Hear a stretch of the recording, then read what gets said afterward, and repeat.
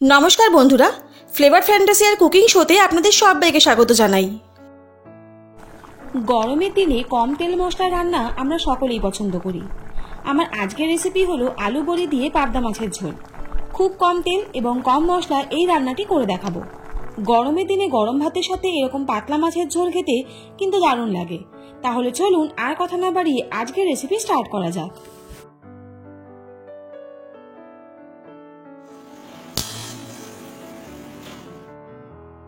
এই রান্নাটা করার জন্য আমি এখানে 6 পিস পাবদা মাছ নিয়েছি, আর পাবদা মাছটা ওজনে দাঁড়িয়েছে প্রায় 500 গ্রামের মতন। পাবদা মাছটাকে পরিষ্কার করে ধুয়ে নুন আর হলুদ মাখিয়ে রেখেছি। পাবদা মাছ যেহেতু তেলে দিলে ফাটে, তাই সর্ষের তেল মাখিয়ে রেখেছি। পাবদা মাছগুলো ভাজার জন্য কড়াইতে পরিমাণ মতন সর্ষের তেল নিয়ে নিলাম। সর্ষের তেল গরম হলে আর কালারটা চেঞ্জ হলে গ্যাসের ফ্লেমটা লো করে দিলাম।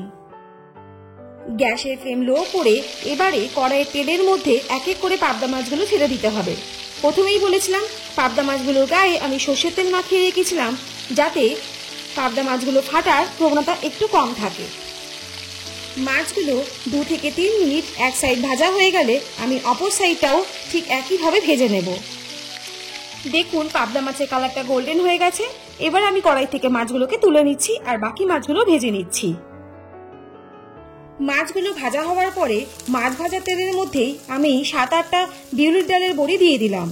বিউলির ডালের বড়িগুলো হালকা লালচে কালার হওয়া পর্যন্ত ভেজে নিতে হবে। দেখুন বড়িগুলো ভাজা হয়ে গেছে। এবার আমি কড়াই থেকে তুলে নিচ্ছি। বড়িগুলো তুলে নেওয়ার পরে ওই তেলের মধ্যে দিয়ে দিচ্ছি ফোড়নে 1/2 টিস্পুন রাঁধুনি এবং 2টো শুকনো লঙ্কা। রাঁধুনি এবং শুকনো লঙ্কাটাকে প্রায় 30 থেকে 40 সেকেন্ড মতন ভেজে নেব। ফোড়নটা ভাজা হয়ে গেলে আর সুন্দর একটা গন্ধ বেরোলে এবারে এর মধ্যে দিয়ে দিলাম গ্রেট করে রাখা আদা। একটা কথা বলে দিই, আমি এখানে ফোড়নে রাঁধুনি দিয়েছি, আপনারা এর পরিবর্তে 5 ফোড়ন বা কালো জিরে দিতে পারেন। আদাটা দিয়ে 2-3 মিনিট কষানোর পরে এর মধ্যে দিয়ে দিচ্ছি কেটে রাখা আলু। আপনারা চাইলে আলুটাকে আগে থেকে ভেজেও রাখতে পারেন, তবে আমি এই ক্ষেত্রে আগে থেকে ভাজিনি, আমি একেবারেই মশলার সাথে কষিয়ে নেব।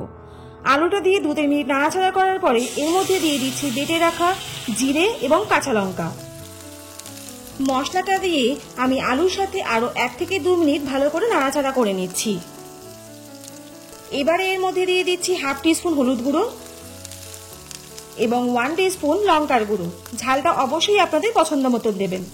হলুদ গুঁড়ো এবং লঙ্কার গুঁড়ো দিয়ে মশলার সাথে আমি আলুগুলোকে প্রায় 2 থেকে 3 মিনিট কষিয়ে নিচ্ছি, অবশ্যই গ্যাসের ফ্লেম মিডিয়াম রেখে। আমার চ্যানেলে সর্ষে পাবদা বা দই পাবদার রেসিপি দেওয়া আছে, ডেসক্রিপশন বক্সে লিংক দিয়ে দেবো, অবশ্যই কিন্তু দেখে নিতে পারবেন। এবার এর মধ্যে পরিমাণ মতো লবণ দিয়ে দিলাম। লবণটা অবশ্যই আপনারা বুঝে দেবেন, কারণ মাছের মধ্যেও কিন্তু নুন মাখানো রয়েছিল। নুনটা দিয়ে আমি মশলাটাকে আরো 2 থেকে 3 মিনিট কষিয়ে নিচ্ছি, যতক্ষণ না মশলা থেকে তেলটা ছেড়ে দিচ্ছে। দেখুন মশলা থেকে তেলটা ছেড়ে দিয়েছে।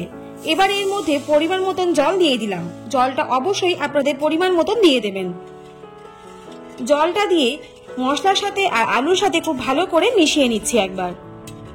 জলটা ফোটার জন্য 1 থেকে 1.5 মিনিট রান্না হতে দেব। দেখুন গ্রেভির জলটা ফুটে গেছে। এবার এর মধ্যে প্রথমে ভেজে রাখা বড়িগুলো দিয়ে দিলাম।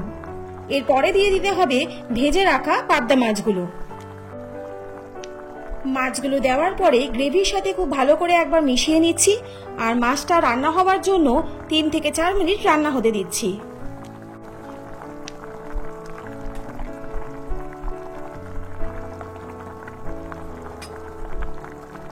দেখুন গ্রেভি থেকে তেলটা বেরিয়ে গেছে আর রান্নাটাও আমাদের হয়ে গেছে। আমাদের আজকের রেসিপি আলু বড়ি দিয়ে পাবদা মাছের ঝোল একদম রেডি, শুধুমাত্র গরম গরম ভাতের সাথে পরিবেশনের অপেক্ষা। তাহলে আজকের রেসিপিটা আপনাদের কেমন লাগলো অবশ্যই কিন্তু কমেন্ট করে জানাবেন। আর যদি ভালো লাগে তাহলে চ্যানেলটা please like, share and subscribe করতে ভুলবেন না। আর পাশে থাকা বেল আইকনটা অবশ্যই প্রেস করে দেবেন, যাতে এরকম নিত্য নতুন রেসিপি আর সহজ রেসিপি আপনাদের কাছে সবার প্রথম চলে যায়। সবাই সুস্থ থাকুন, ভালো থাকুন। অনেক ধন্যবাদ পাশে থাকার জন্য। দেখা হচ্ছে নেক্সট কোনো রান্না নিয়ে। ততক্ষণের জন্য টাটা এন্ড টেক কেয়ার।